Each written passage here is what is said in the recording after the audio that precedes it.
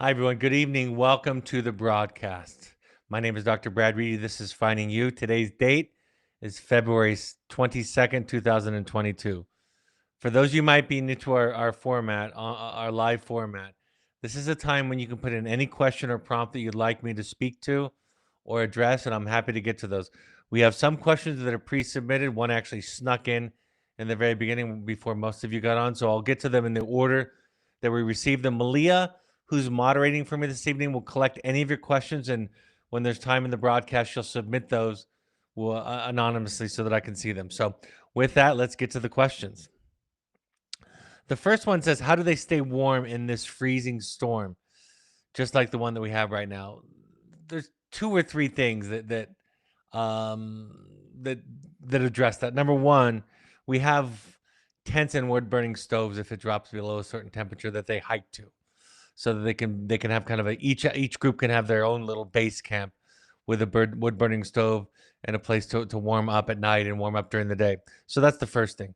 The second thing is the gear is capable of keeping them warm. It's the same gear that I wear when I go out there. It keeps us warm in all of the seasons. They also there's an acclimation period, which might sound strange, but one of the most difficult things that we have at times in the winter, even during a storm, is getting the clients to wear all of their clothes because they become so accustomed to it.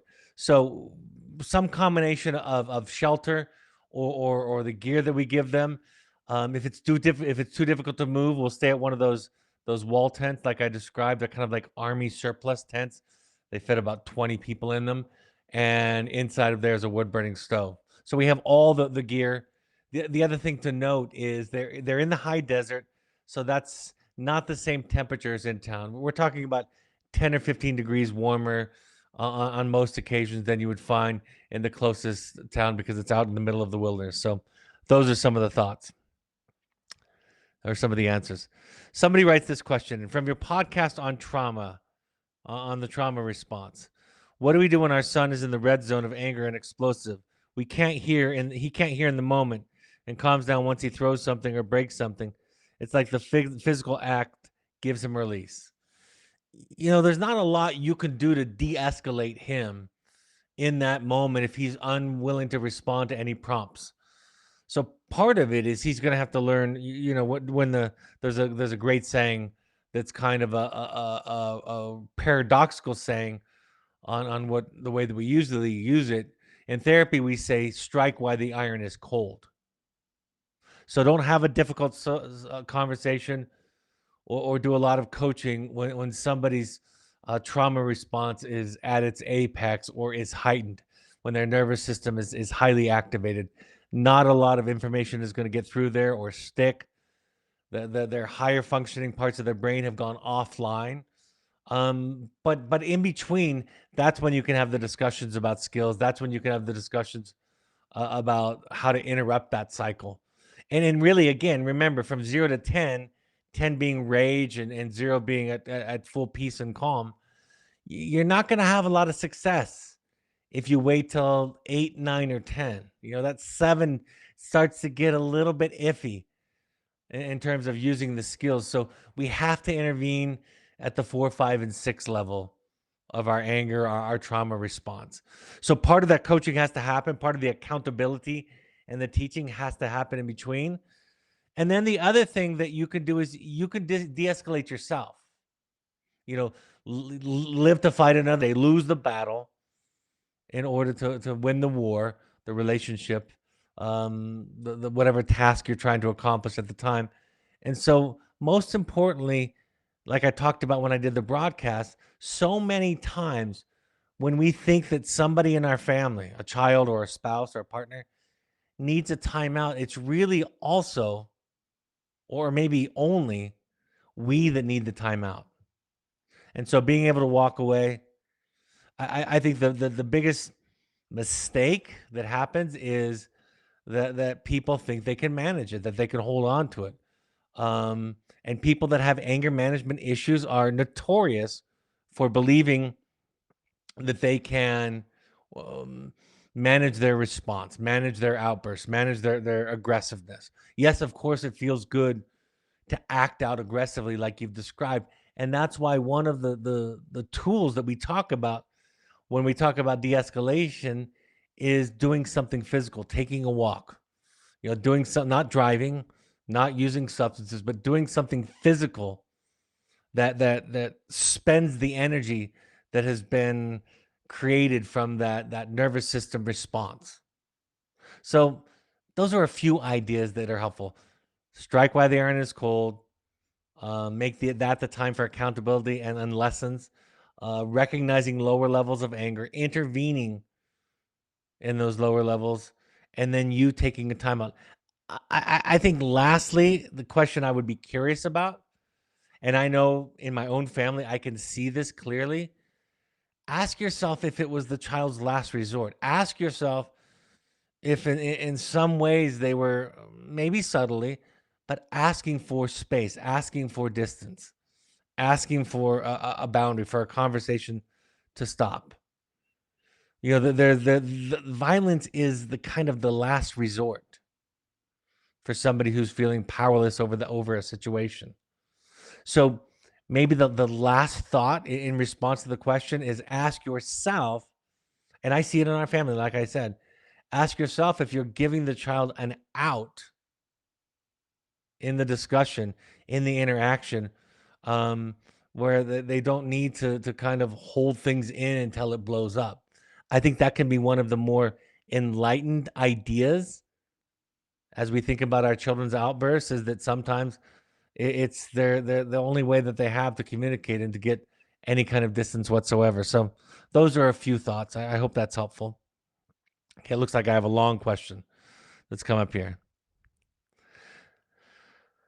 Somebody writes this: we are currently deciding if our son should live at home for his final year in high school next year. He has only had one home visit and did marijuana as soon as he saw his old friends. Our educational consultant and therapist are not sure he can live at home, so we need to have a boarding option. He'll be 18 next September. He has been in Wilderness for 3 months and a therapeutic boarding school for almost 6 months. He has executive function issues, but the therapist doesn't think the school has the executive functioning support, and he may get by without a therapist at a future school. Our educational consultant has found a few schools that offer support, since that is what she thinks he needs. Our son just wants co-ed, football, and freedom. Despite our efforts in therapy, his therapist thinks he may just need to learn the lessons the hard way. I'm not sure there's a right answer, but right now I am weighing picking a school that gives my son the support versus really liking the school that he's going to and then to continue. Which has a better chance of success? If my son really doesn't think he has any issues and therefore does not take advantage of support, he blames us for setting him back in his football pursuits since he missed a year of football. Blaming us is what he does, but less now. He has a talent for not being the right size for success. If he can get into a football boarding school, would that drive any success? All the while, his motivation has been low and follow through lacking. If it's a 50-50 chance of success either way, I thought at least he could own his choices more with a regular school. Just curious what your thoughts are. Well, there's really a lot of questions in there. So I'll do my best to kind of grapple with all of it. At the end of the day, folks, you get to make the decision. At the end of the day, that's your kind of sacred right as a person, let alone a parent or a partner, spouse, friend. So I think you take all the information in and then you make the decision that you think is wisest. I hope you have therapists that you trust. I hope you have a consultant that you trust, and you take their information. They can't make the decision for you. And one thing that it's just beneath the surface in this question is the idea that you can't really get it right. Somebody said to me recently that a friend told them that the right answer is unknowable. And what I mean by that is, at the end of the day, when he blames you for your choices, your decisions, the response is okay. It's our desire to defend our decisions, meaning to argue for the rightness of our decisions, that most often perpetuates and propels the power struggle forward. The biggest way to help a child move through difficult feelings, especially anger and resentment towards us, hurt towards us, is to allow it, to gently, respectfully allow it to be, and to even honor it. You know, that energy that I talk about when I use those skills. Thanks for telling me. I'm glad that you're talking about it. I'm sorry. It may have been a mistake. I hear that it hurts you. I was doing it for another reason, but it clearly is something that hurt you deeply, or broke your trust. I know it sounds ironic and it is a paradox, but that is the way to help people move forward. See, here's the great irony in the big picture, all of this. It is an individual's attempt to suppress feelings and the people around them to try to erase or dismiss feelings, to ignore feelings, to talk somebody out of their feelings. It's that energy that fuels the fixation on the feeling. I remember when my son, my oldest, was asked years ago. This was, so he's 29 now. He was 13 then. So what's that, 16 years ago that we had him in wilderness? Somebody asked him one time at a meeting. He made a cameo appearance at a parent support group, and somebody asked him, "Did you forgive your parents?" And he was confused by the. I mean, it just caught him off guard, and he wasn't ready for answering it. And he kind of stumbled through it and essentially said yes. And after he left the meeting, I said, I think the reason that he was confused is because it wouldn't have mattered if he was angry or blaming us. I would have let it go through me, if that makes sense. I would have let it pass through me. I'm not telling you don't feel your anger or your hurt or your sadness. I'm saying as you do the work, this is the craziest thing, and really, really core to the deeper work that we do at Evoke with parents and families and children. As we do our work, it doesn't hurt anymore. See, that's the magic pixie dust. It's not that we repress or suppress hurt and anger. We can do that in temporary situations for the moment, to hear and be present with someone if we're triggered. We can do that. And then we take care of that and talk about it with our mentors, our sponsors, our therapists, our partners. But what I'm describing is it's just okay for him to have his experience. And so I think sometimes that kind of locking of horns, that kind of power struggle for the right feeling or the right to feel, is where as much a part of that as possible. The second principle is this is going to sound strange for those that are new. For those of you that have been with us for a while, you'll recognize this, but you don't get to win. And in the work that we do at Evoke for parents, you don't get to win anymore or be right anymore, but you get to be you.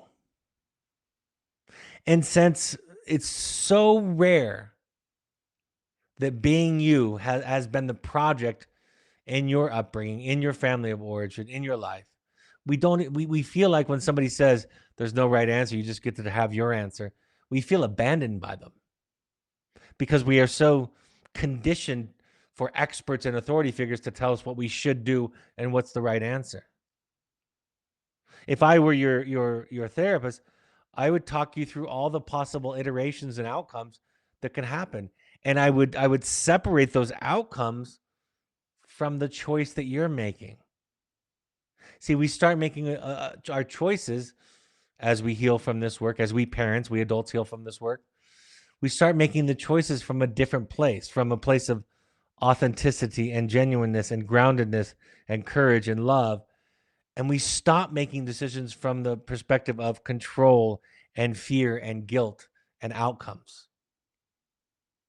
And if what I'm sounding to you sounds just unfamiliar and confusing and nebulous and like therapy babble, keep listening, because this is the work. Every treatment program on planet Earth, every program that does good work, will teach the supporting system of the identified patient these things. You can't control it. You didn't cause it. You can't cure it. You can be yourself, but you can't guarantee an outcome with somebody else. So my answer to your questions would be, after all the information, all the expertise, running it through your parent filter, running it through your gut, making sure you're doing your work so that you're not responding from a place of fear or guilt, right? We go and we get the fear and the guilt sorted out to some degree with our therapist, with our Al-Anon group, so that when we're in the middle of making the decision, it's not being driven by the fear and the guilt. It's by driven from something higher, more divine, if you will. Some people call it, having inspiration, prayer, revelation from God. It can be that specific for some people. And at the end of the day, that's the turning it over, right? Turning it over to our higher power and saying, I did the best I could and it could be wrong. If you have a parent, gosh, think about this, how simple this is. If you have a parent that gets comfortable with being wrong, it's easy to be with them, or easier to be with them. That's an okay person to be. I was talking to my adult children recently, talking to them about partnerships, about marriage. And we were talking about what to look for in a partner. And I said, maybe the most important thing is that somebody that knows that they have work to do, that they still have broken parts that need healing, that need their attention, and they're willing to look at it. It doesn't mean in every moment they're going to respond optimally, but over time, they're going to work on themselves. And then same thing with you, mom and dad. That's the same thing. Your child, here's the magic. It's all coming together. If the child grows up with a parent who knows that they're imperfect and knows that they're a work in progress and knows that their own project, they will be attracted to a partner who knows that too.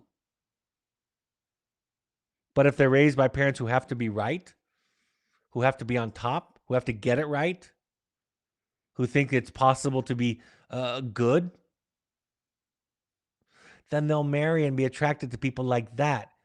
And those kind of relationships are fraught with difficulty and interpersonal conflict. So part of what we're doing is the way I say it is we're cooking in them in a soup that when they see it other places, they'll find it familiar and recognizable. And you get to decide what soup that they're cooked in. So I don't have an opinion. First of all, I can't give advice about specific cases and specific students. That's kind of a given. But even with that, I don't have an opinion about what you should do. Just make the decision. I used to ask the question in my parent support groups live. I would say, how will you know 2 years from now if you made the right decision? And usually people start describing outcomes. And what I say at the end of everybody's answer, I said, I think it's the right decision because it was your decision. And then when your child tells you it didn't work, you can say to them, okay, I'm sorry. And to have that kind of parent is the greatest gift in the world. To have a parent who's secure enough, who has an ego intact enough to be able to say, I'm sorry, is one of the greatest gifts. I mean, that's what Anne Lamott meant when she said, the greatest gift you can give your children is your own work. That's what Ram Dass meant when he said, the only thing you can do for me is work on yourself. The only thing I can do for you is work on myself. It all comes back to that, doesn't it? Somebody writes, I recall hearing you share your personal struggles with high school and that you yourself dropped out at an early age. I'm struggling accepting that this may be the same scenario with our 15-year-old son recently home after wilderness therapy and in a residential treatment center. He's always struggled in school. And despite being given support and accommodations for his learning deficits, he's unwilling to try and seems quite confident to fail, lose class credit due to excessive tardies and or dropout. He is waiting out his sentence until he is 18 and can move out. I know we cannot control his choices, and we've come to accept that we cannot change in our letting change him, I assume it means, and letting natural consequences play out. Our self-care and self-work has put us in a place of not enabling or rescuing anymore. But holy heck, it's hard to watch. Any guidance on accepting how we choose to lose? You've been listening for a while because there's a lot of the quotes and slogans in there. You're on your way. First of all, I mean that you're already almost there. your thinking in your question is coming through. I'm going to quote something. It's worthy of hearing if you haven't heard it. But it speaks to what I would want to say about this answer. It's from the book The Prophet by Khalil Gibran. And it goes something like this. I'll do my best to quote it. He said, and a woman held a babe against her bosom and said, "Speak to us of children." And he said, "Your children are not your children. They are the sons and daughters of life's longing for itself. And though they come through you, they are not from you. And though they are with you, they belong not to you. You may give them your love, but not their thoughts, for they have their own thoughts. You may strive to be like them, but seek not to make them like you. For life goes not backwards, nor tarries with yesterday. You are the bows from which your children, as living arrows, are sent forth upon the path of the infinite. And the Creator bends you with his might, that his arrows may go swift and far. Let your bending be for gladness, for even as he loves the arrow that flies, so he also loves the bow that is stable. I think it comes down to the idea that first line in the poem, that your children are not your children, and it's their life. And your expectations are relatively unimportant in the grand design of their life. That doesn't mean that you don't love them. That doesn't mean that you won't hurt when they hurt. All of those things are true. But that next step is he's got to figure it out. And the reason I tell my school dropout story is not to release you of any ideas about boundaries and consequences and limits and so forth. That story I tell just to give you perspective that sometimes, I was sitting in a class recently. I told this story recently where I was getting a certification, so I had to attend it, and it was absolutely horribly painful. The teacher was condescending. The lesson lacked application to what I needed it for, and on and on and on. This was just in the last couple of weeks. And I remember thinking in one moment, really, really literally, I thought to myself, I feel exactly like I did when I was 15 years old, 14 years old, 16 years old in high school before I dropped out. And it was an anger and a frustration and an annoyance.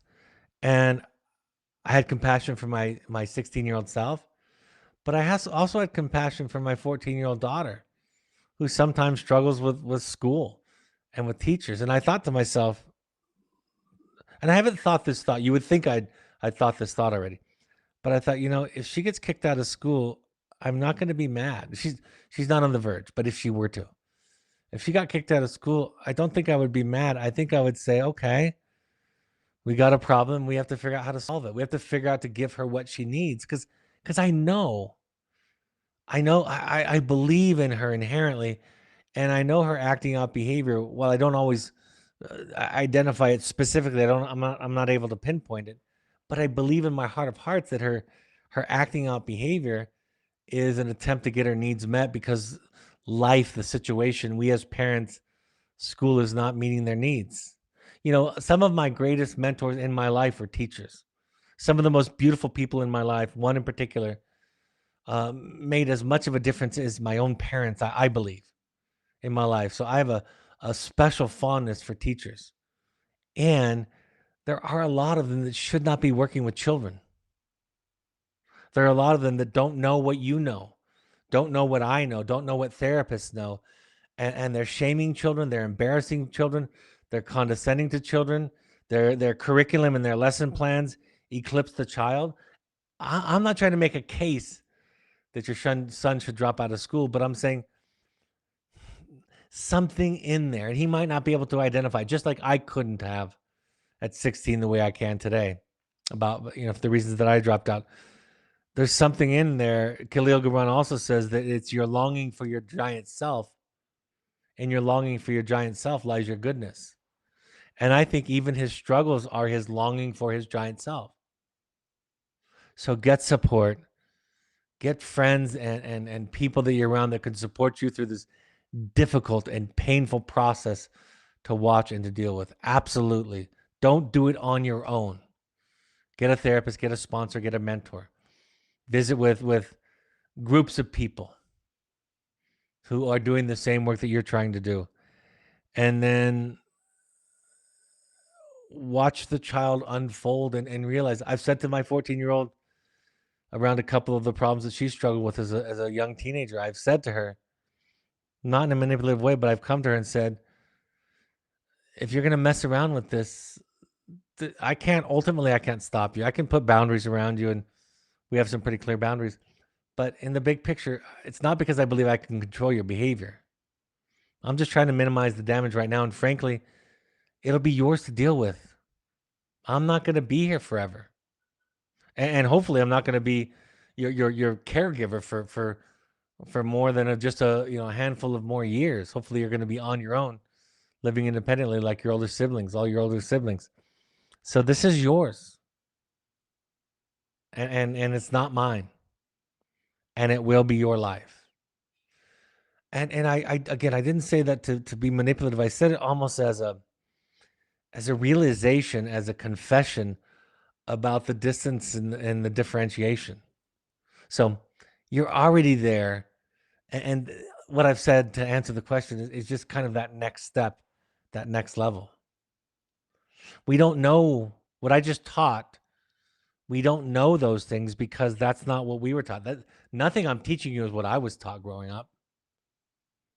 I had to learn this through my own psychotherapy, my own recovery from codependence and attachment wounding and my trauma and my childhood. So thank you. Somebody writes, a while back, I remember some advice to the effect of, quote, don't work harder than your teen or loved one, unquote, matching their effort. Can you explain this and give examples? I used to say that a lot. I don't say it anymore. I probably talk about it in a different way, but I've said that a lot of times.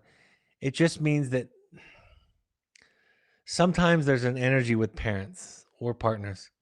I'll use the parent example right now because it's a little bit easier just to stick to one example. Sometimes the parents are working at it as if they can fix it all.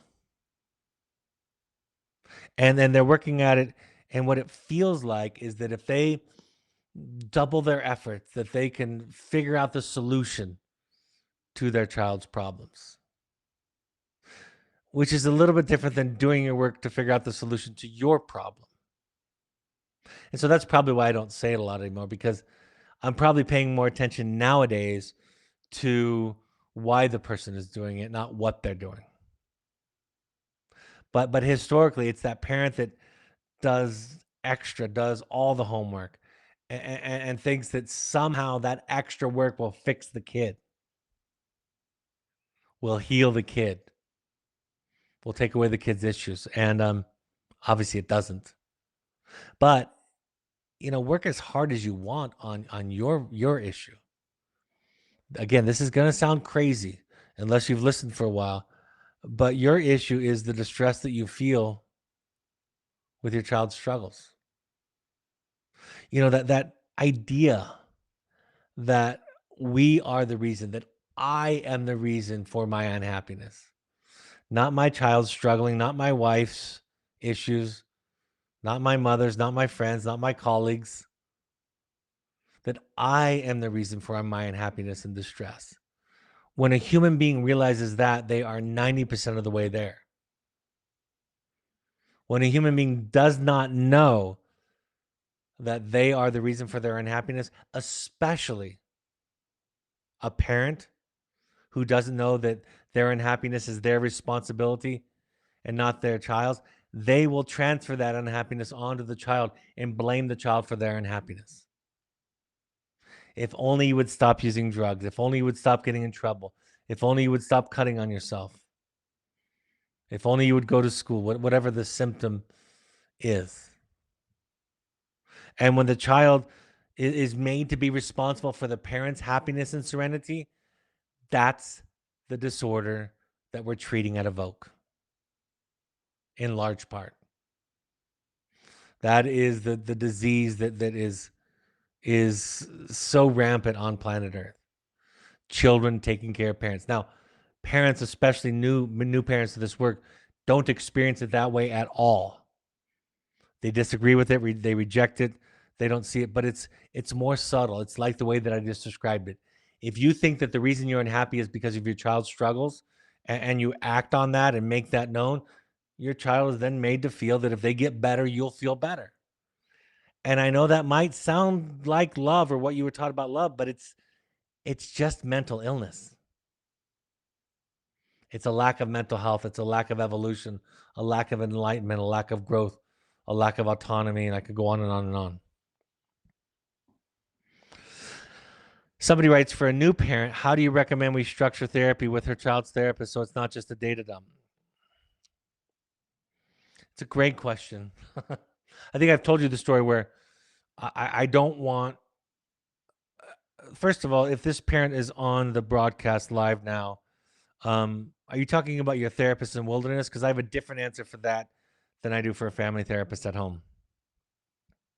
So I'm going to speak to I'll speak to both, I suppose. If you're talking about a wilderness therapist or a therapist at a treatment facility, residential treatment center, or therapeutic boarding school, then tell them what you want. Say, I only want the update to last of the hour. I only want the update to last 20 minutes. And then I want to talk about what it means to them, for them. I want to talk about what it means for me. What's my dance? What's my participation? How might I be inadvertently reinforcing issues that I want to see go away? What are the implications for my letter writing and going forward? What are the family dynamics that are in play here? You can ask for it. Sometimes parents just want a data dump and they don't want to talk about that stuff. And we have to respond to that too. So I would just ask for it. I would just say tell them that I said so. No matter the way they are, just say, Brad says that I can ask for what I need during these phone calls. And I only want about 20 minutes of them being the update specifically. And then I want to learn ideas. I want to build a conceptualization. When my child was in wilderness, I asked for it. I said to the therapist, who's still with us today, I said to the therapist, I don't want to know what happened, or I want to know a little bit about what happened during the week, but I want to know what you think about why it happened. And I want to understand, how does that relate to us parents? I think you can do the same thing in outpatient therapy. And in outpatient therapy specifically, I think you could say, I'm unwilling to have this be a process where we just talk about their issues. I'd like to talk about mine. I like feedback on mine. I'd like to look at my own stuff during a family session. So it unfortunately requires you to ask for what you need. And I say unfortunate because it's difficult. It's uncomfortable. But if it's an Evoke therapist, you can tell them I said so. And since I'm the executive clinical director, they'll do it. And if it's with somebody else, you can still ask for it. Say, this is what I need. Thank you for that. Somebody writes, my child's residential program feels like an extended family. With my son coming home soon, I'm facing the reality that I just don't have the same sense of having a village to help raise our child in our hometown. I've tried my hardest to build our supports locally, but I've never managed to succeed at that. We don't have much family, and the family and friend support is always at arm's length. I'm not sure what to do with that. When I try to get more and I fail, I just feel rejected and alone. So sometimes it feels easier to go it alone, but that doesn't work either. I'm feeling a bit of a loss. Thank you for that. I mean, I know we're not talking face to face right now, but I hope you feel the love and the connection from me and from the others that are on here. It's really important to find your tribe. My source for support is my therapist primarily, and I have been to NAAA, Al-Anon, Codependence Anonymous, families. I've not been to Families Anonymous. I've been to Adult Children of Alcoholics Anonymous. Find groups of people who are doing this work. That's why I encourage our therapists to encourage people to listen to the podcast, because I'm doing this work along with you. I'm not done. I'm still working on it. And you've got to be around people who are doing the same kind of work as you, because I can't take away your pain. I can't. But I can give you the sense that you're not alone. Come, if you're able to, come to Finding You. Finding You is our workshops, our intensive workshops that last 4.5 days. There's one starting tomorrow it's full and going to be running. Next month in March, run by my daughter and also Tracy Hova, an experienced therapist. Come next month in March, there's spaces available. You might find connection. You've got to go to places where people are doing this work. I was asked at a community event that I was speaking at last week if you know what my opinion was about finding people that are part of this tribe, this healing self-work tribe, this openness, getting rid of the stigma of mental health and addiction tribe. And I said, the places that I see it most are in support groups. Al-Anon, CODA, Families Anonymous, adult children support groups. And that's where you'll find a sponsor, a mentor, a friend.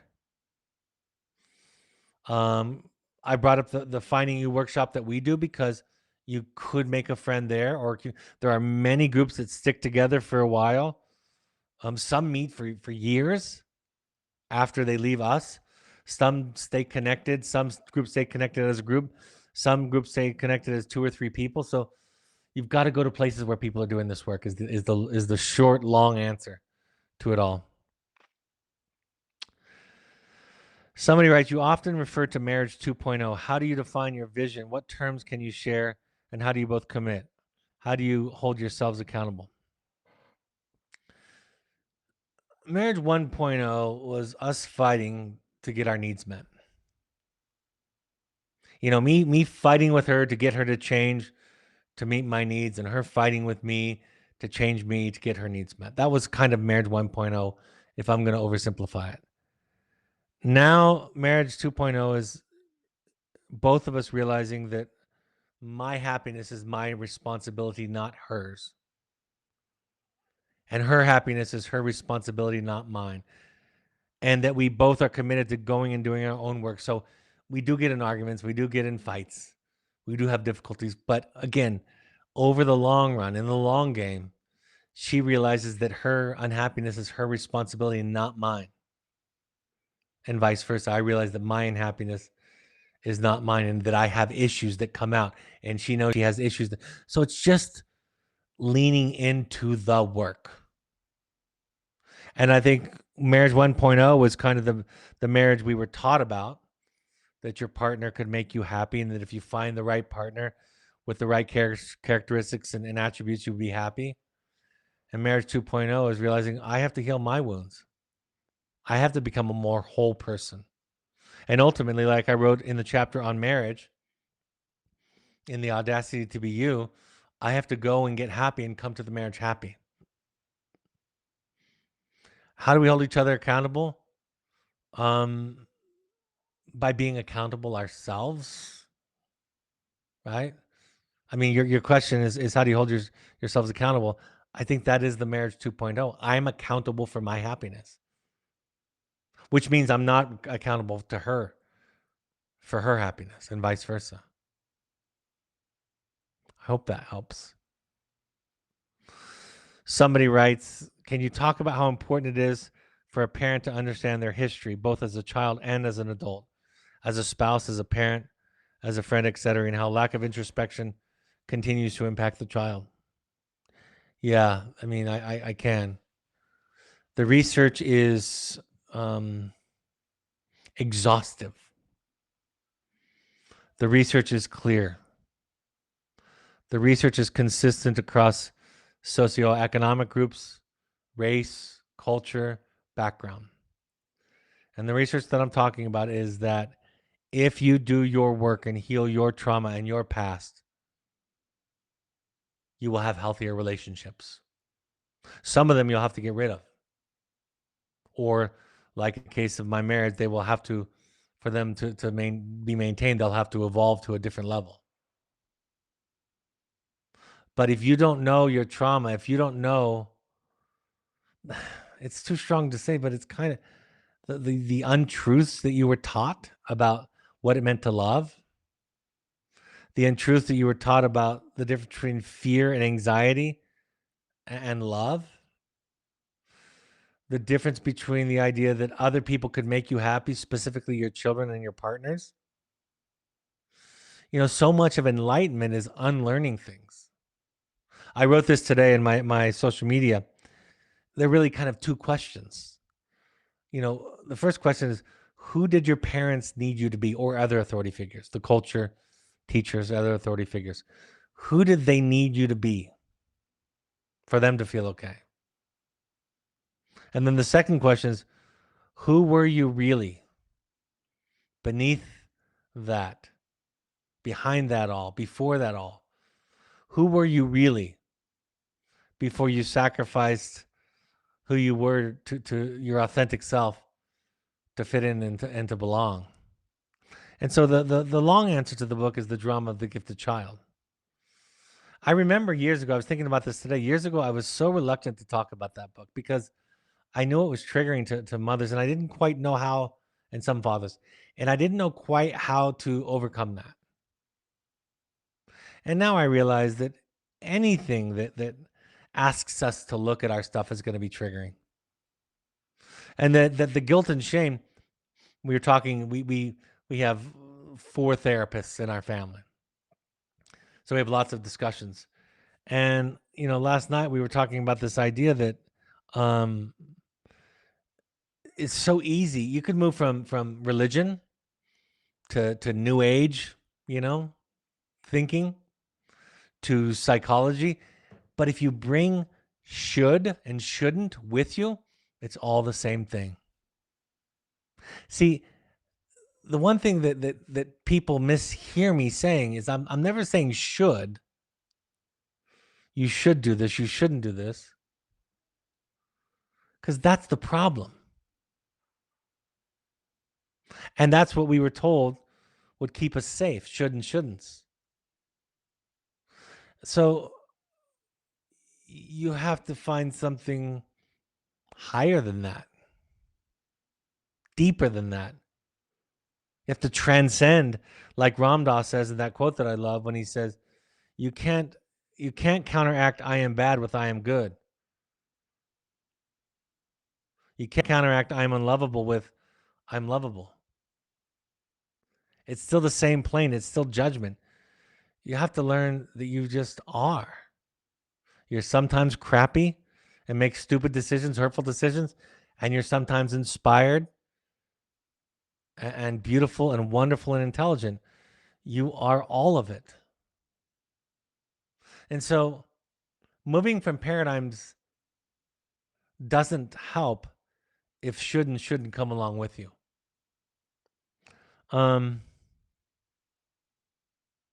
I don't even know what question I was answering there, but that's where it got me. Somebody writes, I'm in a group from Finding You. We meet by Zoom monthly and keep in touch regularly. You can find your tribe. It takes time and effort. I think an important part of life for you guys. I'm so happy to talk to you tonight. And the reason I'm happy to talk to you tonight is because I get to say this to you.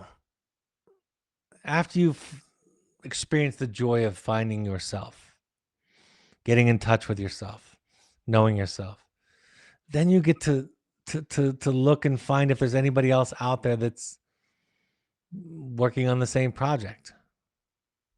You'll recognize them because they won't give advice or solutions. They won't have pat answers.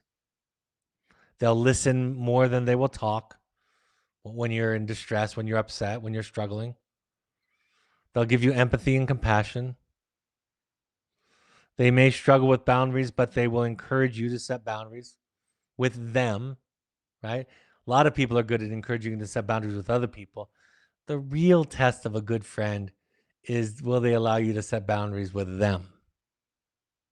I believe that it's possible to find your tribe, and sometimes your tribe is a voice from a webinar or a podcast also, right? Authors, writers, speakers. You're not talking to them every day, but the people that listen to these broadcasts via the podcast app will tell me, like, I listen to get myself into the right mindset.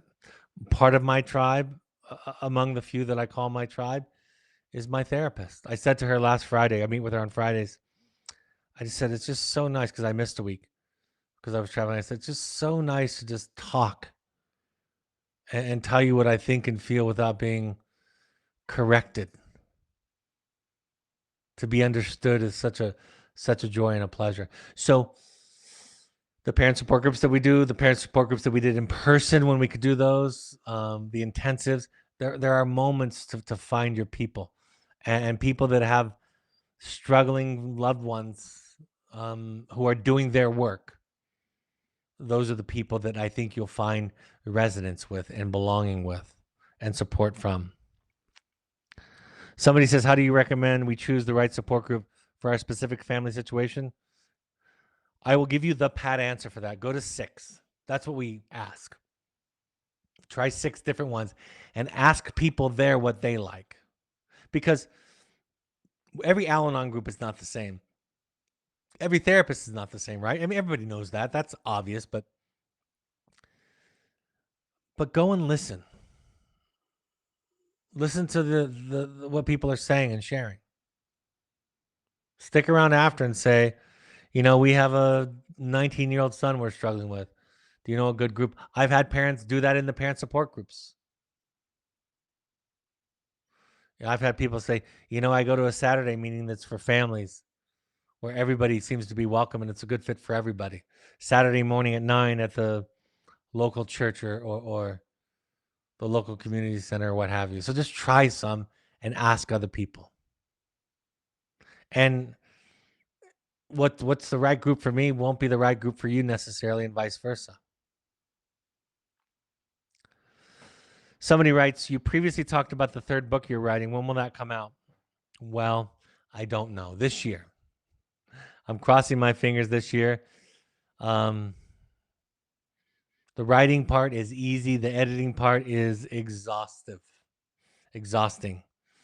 So I'm writing with a couple of authors right now. It's a 3-part book. I'm the voice of the therapist. I'm doing kind of the therapeutic analysis of the story, and then it's somebody's story, a father and son story, and I'm writing my commentary on it. So hopefully soon. Believe me, you will know about it. I will announce it everywhere.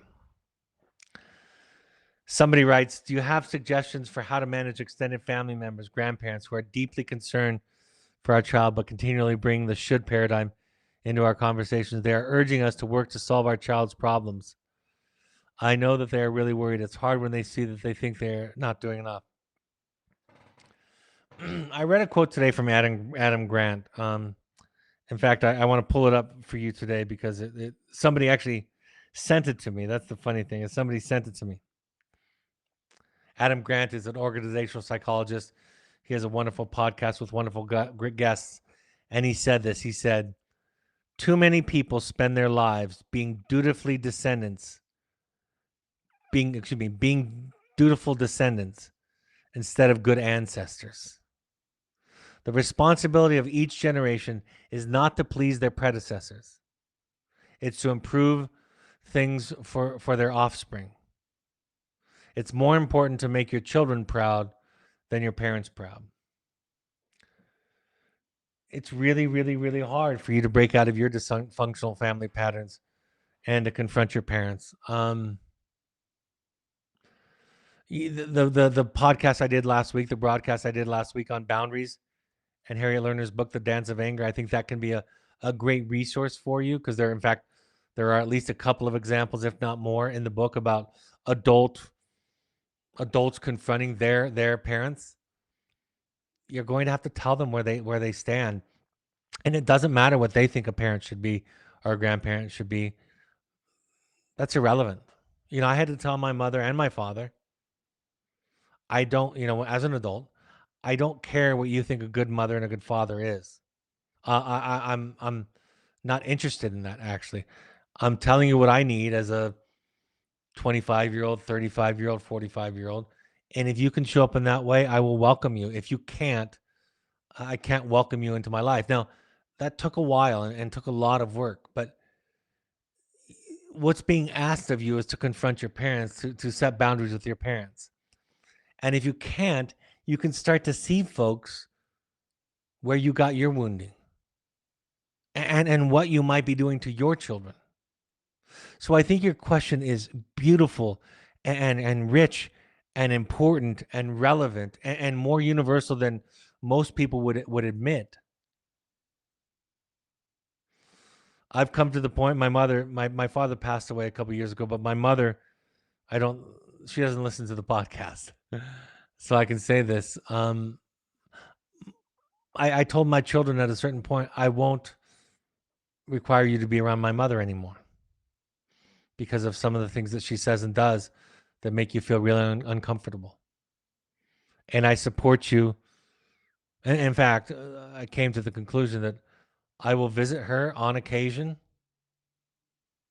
when I'm in my hometown, where she still lives, but I won't require you to be there anymore. And I will create a buffer between you and her. And by the way, most people wouldn't even recognize what I'm talking about with my mother. She's a average grandmother at this point, but average isn't good enough. Average still doesn't understand what we understand. Average still treats children in ways that harm children. Messages about what they should and shouldn't do, messages about food and weight and school and careers and religion and politics and, demeanor, just across the board. So I don't envy you. I empathize with you.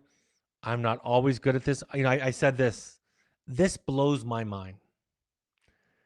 It wasn't until around my 50th year of life that I finally said to my wife, we are not going to have anyone over on Christmas. That's the holiday we celebrate in December. We're not going to have anybody here that doesn't bring us joy. I don't care who the extended family member is. We'll see them before or after. But if they bring an energy or a mindset to the family that makes myself, you, or our children uncomfortable, they're just not going to be here on Christmas. I'm going to reserve that one day a year that I get to decide who is around me. And that took me almost 50 years to figure out and to decide. That's crazy, you guys. That's crazy. And I was paralyzed and handcuffed by the same thing that you all are handcuffed with, which is, well, that's not what you should do. You should have your family. You should love your parents. Should. You're obligated. It's your duty. Religions teach that sometimes. And that's one of the things I'm grateful for in my own personal work and psychotherapy and my study of psychology is that might be what other people say, but it's not right. I've said that if my children come to me at any point as adults and say, being around you, Dad, is toxic in some way or another, I would say to them, don't let me in your life then. I mean, I don't want that to happen, but I support you. And you know what? Then they don't need to get rid of me because of the very fact that I would support them at that level and be open to the fact that whether I see it or not is irrelevant. All right, I'll go to one more question before we wrap up. Somebody writes, I've noticed that while doing this work, I am starting to find it a little bit difficult to be around friends and family that are so dysregulated and gravitating towards my support people who are also on the journey. Is this just part of doing the work? Yes. At the end of the audacity to be you, I outline what I call the 3 keys to enlightenment, which I really think are kind of the 3 general conclusions of my own psychotherapy.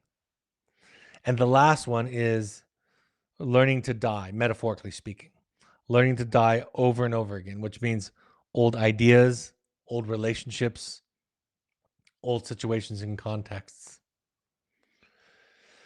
You know, you'll you'll outgrow certain relationships, and it doesn't have to go away with a fight or with a conflict. I don't have very many relationships in my adult life that end because of a conflict or a fight that's hot or angry. But I have moved on from relationships that don't fit me or suit me anymore. And it took me a long time to know that not only is that necessary, but it's inevitable in this work. My therapist used to tell me, in fact, we talked about this Friday. Years ago, she explained to me, she said, people that go through psychoanalysis eventually discover that they can't be around anybody else who hasn't been in psychoanalysis. And it's not narrowly defined as psychoanalysis, right? It's Al-Anon. It's therapy. It's doing your own work that you guys hopefully are starting at Evoke, feeling the sweetness of the work. You're tasting it for yourselves, and you will outgrow people and situations and contexts and ideas. And there's a grief, and you'll be surprised as some people come along with you. You'll be surprised with the new people that show up, and you'll be surprised, unfortunately, with the people that drop out. One of the characteristics of growing up in a dysfunctional family, specifically a family that struggles with substance abuse disorder, that we have found is that people have a kind of loyalty that is loyal beyond what's good for you, right? I have to be loyal because at one point you were there for me, or one point we were close. To grow in this work, you have to metaphorically learn to die over and over again. New ideas, new contexts, new relationships. So thank you for that. You're not alone. I hear you. All right, folks. Wrapping up. My 2 books, The Journey of the Heroic Parent and The Audacity to Be You, are on Amazon and Audible. I read the second one, if you like the Audible version. For support groups, we have a parent support group this Friday. Excuse me. Parent support groups, just contact me at evoketherapy.com for more information or to register. February 24th is our next current and alumni parent support group. If we have one a month for alumni only, that's March 22nd, 6:30 p.m. And then if you're an intensives alumni, the next one is March 8th at 6 p.m. If you want to do a deep dive into your own work, I thoroughly believe the best thing you can do for your family, for your marriage, for your child is to attend your own intensive. The next one, and it's being run by my daughter, Emma. I know if I asked, I would have 20 people on this webinar talk about how Emma is absolutely gifted, and she is. Yes, she's my daughter, so I kind of have a dog in the fight, but Emma is exceptional. And she's going to be co-leading it with Tracy Hove, a longtime colleague and friend of mine, and they're a great, great pair. March 30th through April 3rd is our next one. We have a Returning to You. So if you've been to Finding You, Returning to You, May 11th through 15th. And then we have an online offering March 25th through 27th. We have Evoke therapists, attachment-based therapists that are trained in coaching. So we offer coaching for parents, families, individuals. Just contact coaching@evoketherapy.com. We have pursuits programs that last from 3 to 30 days. They're adventure trips for adults or families. Think therapy light or sober fun or kind of reconnecting to your work. So it's mostly fun, but with an underlying therapeutic support. These are the 12-step support groups that I was talking about. We encourage you to try 6, any combination, 6 meetings, any combination. Al-Anon, CODA, Families Anonymous, Adult Children, or also refugerecovery.org or NAMI.org have local chapters and resources in your area for free. All of these broadcasts are available on the podcast app. Wherever you like to find podcasts, just search Finding You and Evoke Therapy Podcast. That includes Spotify. You can also go to soundcloud.com and search for Finding You and Evoke Therapy Podcast there. You can find Evoke Therapy Programs and me, Dr. Brad Reedy, on Twitter and Instagram using the handles at Evoke Therapy or at Dr. Brad Reedy. And at Intensives, you can find the Intensives program on Instagram using the handle at Evoke Therapy Intensives. On Facebook, you can find us by searching Evoke Therapy Programs or Evoke Therapy Intensives. And our blog has new content each week that is beautifully, wonderfully curated by Malia, who's also our host and our facilitator of these broadcasts. So thank you, Malia. My next broadcast will be on March 1st at 6:30 p.m., where I'll be talking about attunement versus codependence. So next week, March 1st, 6:30 p.m., attunement versus codependence. Thanks for joining me for and on behalf of the people that you love in your life. Thanks for being willing to do your work and to listen. I hope this is a helpful point of contact. Take care, folks, and I'll talk to you next week. Bye-bye.